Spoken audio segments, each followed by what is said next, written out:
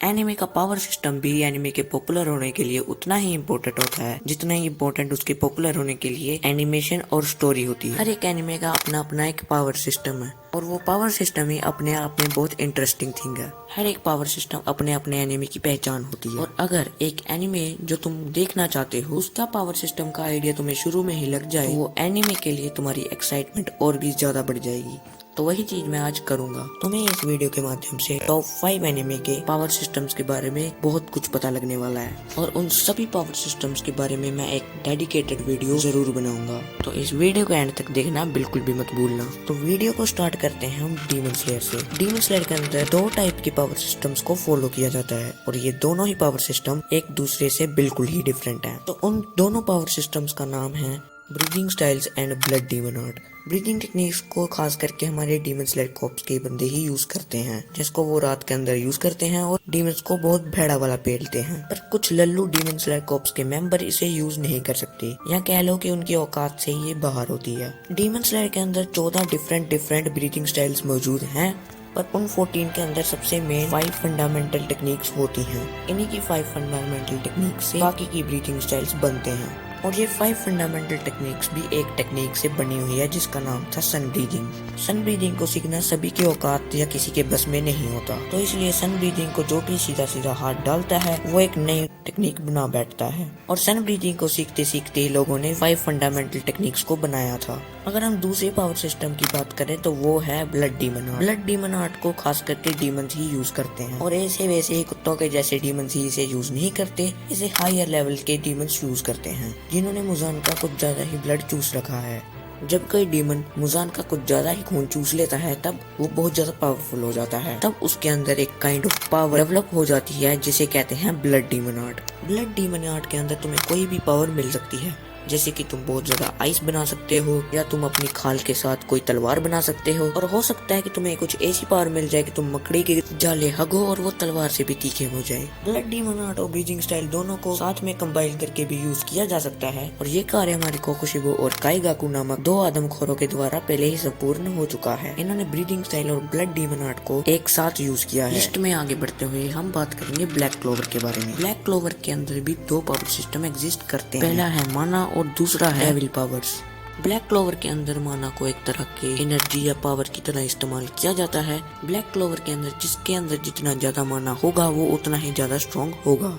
Black clover के अंदर ज्यादातर बंदे अपना मैजिक की जैसे यूज करते हैं और उनके अंदर माना होता है, तो वो जितना उनके अंदर माना होगा उनका मैजिक भी उतना ही ज्यादा स्ट्रॉन्ग होगा। माना ऐसे काम करता है कि जैसे मतलब कि एक बंदे के अंदर चुल्लू भर सा माना है और उसका मैजिक है आइस मैनिपुलेशन, तो उस बंदे को किसी भी चीज को जमाने के लिए बहुत ज्यादा टाइम लगेगा और वो बहुत ज्यादा थक भी जाएगा बहुत जल्दी, और तो और मैजिक स्पेल को यूज करने के लिए उसको बहुत ज्यादा मुश्किलों का सामना करना पड़ेगा। और हम एक और ऐसा बंदा लेंगे जिसके अंदर माना बहुत ज्यादा है और उसका मैजिक है फायर मैनिपुलेशन। फिर अगर वो अपने मैजिक पे पूरा फोकस करके ट्रेनिंग करता रहेगा तो वो बहुत ज्यादा डिस्ट्रक्टिव बंदा बन जाएगा। और हाँ, अगर ब्लैक क्लोवर के अंदर किसी का माना खत्म हो जाए तो वो बंदा मर जाता है। दूसरी बात करते हैं हम डेविल पावर्स की। तो देखो, डेविल पावर्स कुछ ऐसी होती हैं कि या तो एक ह्यूमन और डेविल के अंदर एक कनेक्शन बना रहता है और या एक ह्यूमन के अंदर डेविल होता है। जो भी बंदा डेविल का पावर यूज कर रहा होता है वो इनडायरेक्ट वे से डेविल का माना ही इस्तेमाल कर रहा होता है।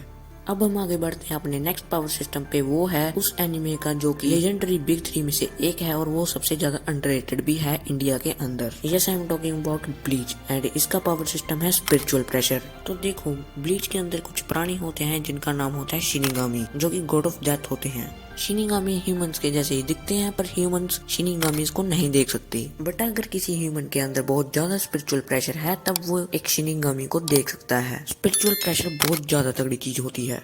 ब्लीच के अंदर कई ऐसे लोग भी हैं जिनके अंदर इतना ज्यादा स्पिरिचुअल प्रेशर है कि वो एक प्लेनेट तक को भी डिस्ट्रॉय कर सकते हैं। स्पिरिचुअल प्रेशर एक तरह का माना की तरह ही है, या कह लो माना स्पिरिचुअल प्रेशर की तरह है। जिस शिनिगामी के अंदर जितना स्पिरिचुअल प्रेशर होगा वो उतना ही ज्यादा स्ट्रॉन्ग होगा और उसी स्पिरिचुअल प्रेशर की वजह से उसके अटैक्स भी और भी ज्यादा स्ट्रॉन्गेस्ट हो गए। अगर किसी के पास बहुत ज्यादा स्पिरिचुअल प्रेशर होता है तो वो किसी और को अपनी प्रेजेंस के थ्रू ही नॉकआउट कर सकता है। अब हम बात करेंगे अपने नारुतो की। नारुतो का पावर सिस्टम है अपना चाक्रा। इसके अंदर एक दूसरा पावर सिस्टम भी होता है जिसको कहते हैं हम जिंजूरी की होना। पहले हम चाक्रा की बात करेंगे। अगर हम चाक्रा की बात करें तो चाक्रा भी माना और स्पिरिचुअल प्रेशर की तरह ही होता है, और ये स्पिरिचुअल प्रेशर की तरह बहुत ज्यादा स्ट्रॉन्ग नहीं होता कि पूरे वर्ल्ड को ही उड़ा डाले। चाकरा का भी सेम है कि जिसके पास जितना चाकरा होगा उसके अटैक्स भी उतने स्ट्रॉन्ग होंगे। और अगर हम इसके दूसरे पावर सिस्टम की बात करें तो वो है जिंजुरिकी या कह लो टेल्ड बीस्ट। नारुतो वर्स के अंदर 9 टेल्ड बीस्ट होते हैं जिनके अंदर बहुत ज्यादा चाकरा होता है, और अगर इन टेल्ड बीस्ट को किसी के अंदर सील कर दिया जाए और अगर वो बंदा उस टेल्ड बीस्ट को संभाल के उसको कंट्रोल करके उसकी पावर को कंट्रोल कर ले तो वो बंदा हद से पावरफुल हो सकता है।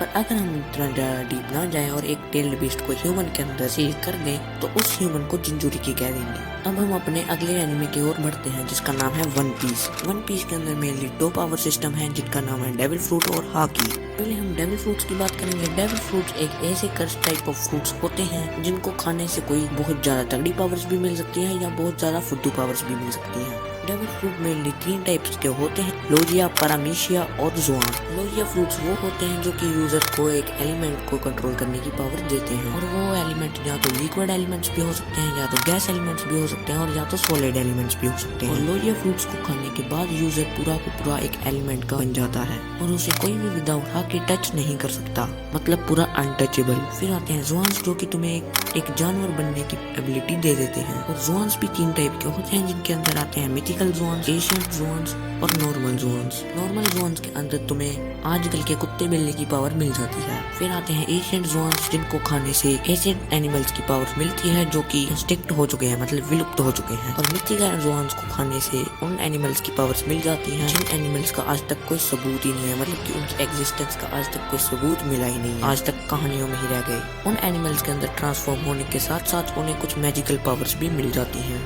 फिर आते हैं पारामीशिया टाइप फ्रूट्स। पारामीशिया फ्रूट्स इतने ज्यादा कॉम्प्लेक्स होते हैं कि इनकी सीधी डेफिनेशन अगर मैं देना चाहूँ तो वो ये होगी कि जो फ्रूट्स ना ही लोजिया के अंदर आते हैं और ना जुआन्स के अंदर, वो पारामीशिया फ्रूट्स कहलाते हैं।